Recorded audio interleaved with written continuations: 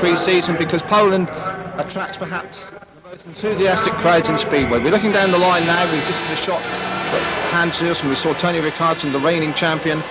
Number 3 there, Craig Boyce from Australia as we go down the line. Number 4 is Greg Hancock. The crowd really are getting in the mood for this Grand Prix. And, well, there's Nielsen, regarded as many as probably the slight favourite. His consistency is his strong point. He's ridden all over the world. He's won the world title 3 times, vastly experienced, by far the most experienced man in the field. It's a fair setting here. The track is purpose-built for Speedway, 400 metres around. The surface tends to be a kind of factory waste, almost an old-fashioned cinder track. As always in Poland, it's beautifully prepared. They have the proper equipment, and you can be sure that conditions will be conducive to fine racing. Chris Louis there, moving down the line. Jan Steckman, one of the outsiders, still going down. That's Michael Carlson going through your picture. There we have Mark Moran, perhaps the best of the British hopes. Henrik Gustafsson, he's a real spectacular merchant. Marvin Cox, well, a Brit, does most of his riding in Germany now, wearing the Union Jack in this first ever Grand Prix series across 6 European venues. And we're here at the first in Wrocław in Poland, and the atmosphere is building quite beautifully. Tommy Knudsen, out of British Speedway for the past couple of years, but still a stylish performer. Well, the Polish crowd, who love their Speedway and know it, and are looking for their own boy, Thomas Golub. We're looking there along the line. That's the wild card man, Dariusz Sledge from Poland. And next to him, Billy Hamill, who's one of the reserves here, but is perfectly capable of producing shocks. There is Gary Havelock in a Paddington Bear hat, which certainly suits his style. He's on the left there, Gary Havelock, of course, England's last world champion, talking to the reigning British champion, Andy Smith from Coventry, a Yorkshireman. And we keep moving down the line. Looking there at sudden Sam Ermolenko. Many people think he will be in the reckoning for the...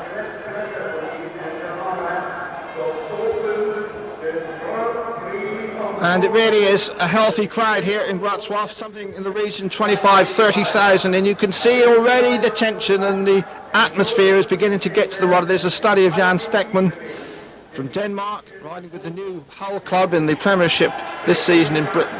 There is the view of the opening introductions for these riders. And it's a nervous moment for all of them. They really have to produce over a consistent period of time on every track in every country. Nielsen there, perhaps, is the past master. His consistency has been a hallmark of his riding for so long.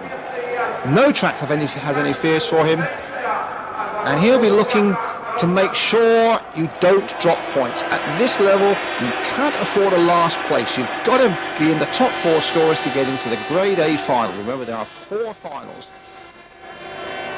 And the points are accumulative. There's a fair amount of money involved as well, but at this point the riders will be thinking purely of winning races and making sure they don't finish last and they don't do anything silly. And remembering in the past, Hans Nielsen in world finals of the old format has been inclined to get himself involved in controversy. I think this time he'll try and keep it steady. He'll be looking for Tony Rickardsson. Of course, he must be one of the overall favourites, the Swedish reigning world champion. Dashing character, really can turn on the thrills. And of course here in Wrocław, it'll be Thomas Golub they'll be looking for. He's the Pole, perhaps the classiest Polish rider that World Speedway has seen since the days of Zenon Plek. And we're looking at the lineup, as you can see there. They'll keep these riding numbers right throughout the tournament, although the draw will change. Tony Rickardsson 1, Hans Nielsen is 2, Craig Boyce, lone Australian 3, Greg Hancock from America is 4, Tommy Knudsen 5, Marvin Cox 6, Henrik Gustafsson 7, Mark Moran, watch for him at 8, Jan Steckman at 10. Then we have Chris Louis at 11, Sam Ermolenko at 12, 13, lucky for some, Thomas Golub, Andy Smith then Gary Havelock. That's the wild card by number 16, Darius Sledge, and Michael Carlson at number 17. There are the reserves, Billy Howell and Peter Carlson, elder brother of Michael. And certainly no shortage of Polish support. Speedway here is regarded as perhaps the number 2 sport behind soccer, maybe even on a level with soccer. And the Poles pack into their stadiums. Wrocław, of course, has staged world finals before. And has always been regarded as the kind of track that the Poles perform better on. I can remember coming here many years ago watching an international between Poland and Great Britain, and the Brits were absolutely outgunned, 72-36 I think off the top of my head. And only John Louis, the father of Chris Louis, actually won a race for Britain. There is Stackman. He's a second division rider. Gunter Sorber is on the right there, one of the FIM men, one of the inspirations behind this Grand Prix. It's been controversial. People have had their say, and not everybody is in favour of this format. But you have to say, instead of one world final, we're getting 6 a year. Tommy Knudsen, silky smooth performer, has the ability. He's had a lot of nasty injuries, but he's always bounced back, and he could be a dark horse. There is Knudsen, quick starter, rarely makes mistakes, and has the temperament and the experience. He was riding way back in 1980 in World Finals. We remember him at the Bruce Pennell final in 1981 in one of the most memorable races ever captured on television. So Knudsen will be looking to gain points and stay in the reckoning. In the second group of favourites, one would think, Tommy Knudsen.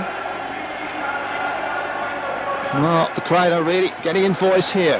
Now that's wide. Thomas Golub,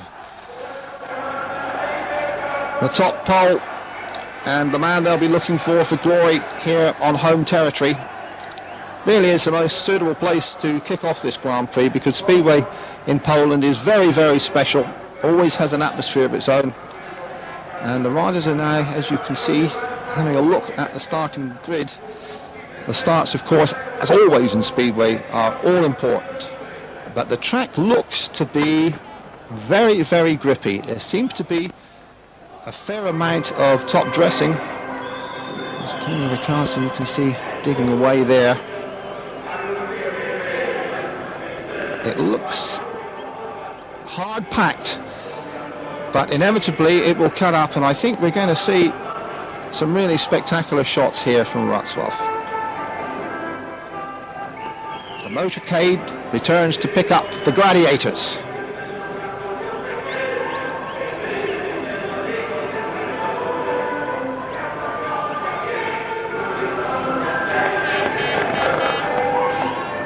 Hans Nilsson having a look on the outside. That is the racing line, of course. They'll come down the fence, down both straights. And remember, it's the conventional Speedway scoring until we get into those 4 finals. 3 points for a win, 2 for a second, 1 for a third. No score for a last place, and they've got to avoid last places. They really need to score in each of their races. They need to be aiming initially at that grade A final. Nielsen looking confident. That's the Danish contingent. Right there, Jan Stackman. And some flag bearers in glamorous uniforms here. And the Poles, well, they have a sense of occasion. They know how to stage Speedway. And now the pulsars will be starting to race, and the butterflies will be starting to flutter, because we are now literally moments away from the first ever race in the Grand Prix World Speedway Championship. History in the making as the riders parade before the opening heats,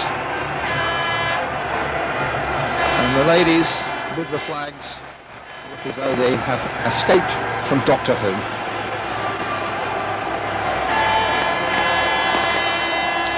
Traditional dancers of Poland, of course, although this is a very Germanic region of Poland. It was part of Germany until the Second World War. It was Breslau, and it was acceded to Poland after the war. In fact, just a few miles outside of town, there was a monumental tank battle, and there's a very, very moving memorial park now. So, we've had the preliminaries. We've had the parade, and now we're ready to go.